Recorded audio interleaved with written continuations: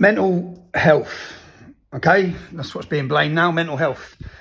Now, there was an attack in Russell Square where a jihadist, they blamed it on mental health, screaming Allahu Akbar, stabbed 7, killing 1. That morning he'd gone to his mosque, hearing voices to kill. The mosque didn't ring the police, they prayed for him.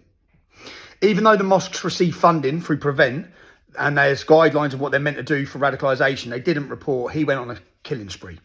There was an old grandma who was beheaded in her garden whilst a gentleman screamed Allahu Akbar. Mental health, okay? This attack now in Dublin, where each time a Muslim suffering from mental health, like say 90% of the UK, 95% of the UK is not Muslim. I don't hear anyone screaming Jesus or any things about Jesus and then it being blamed on mental health. In fact, it just doesn't happen, where people are murdering in the name of Jesus and then it's a mental health attack. How come every time one of these Muslims suffering from mental health go on an attack, even though they come from a Muslim community, they don't kill any Muslims? They always leave their Muslim community area, and it's always non-Muslims, like, for example, in Ireland. It's not migrants that were attacked.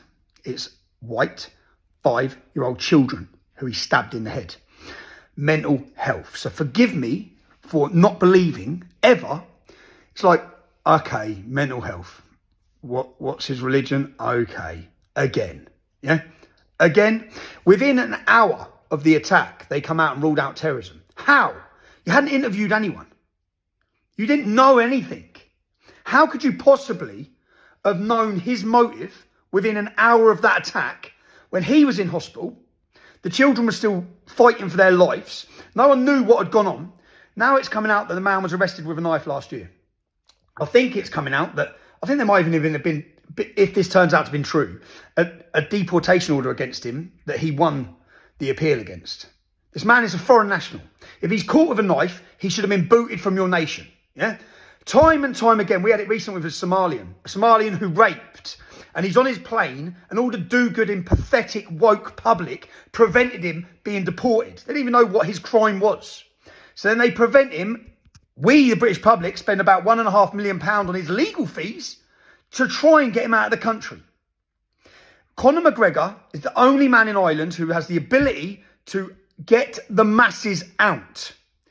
Your government needs to change its policies. Now, to the Irish public, you have the ability to be an inspiration to the rest of Europe, because our countries are weak and our people are weak. And the reason being that most of our towns and cities are controlled by Islamic, radical, violent gangs. So the ability for the average person to stand up, they're fearful. What they've done to our country over 20 to 30 years, they've done to your country over 2 or 3. So they don't have control yet of the streets. Your gangs are still controlled by the Irish. The streets are controlled by the Irish. That ain't going to last long, because these mafias that are being imported from Afghanistan, from Pakistan, from Morocco, from all these countries, yeah, their level of violence is a different level to what us Westerners are used to. You need to regain control.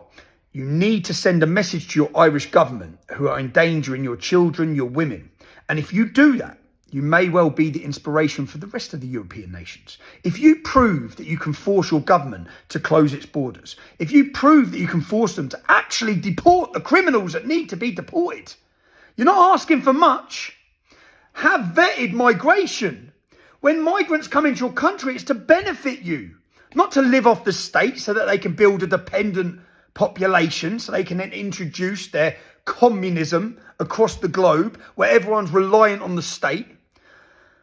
But mental health is being blamed again. But again, it's someone that follows Islam suffering from mental health. Go figure.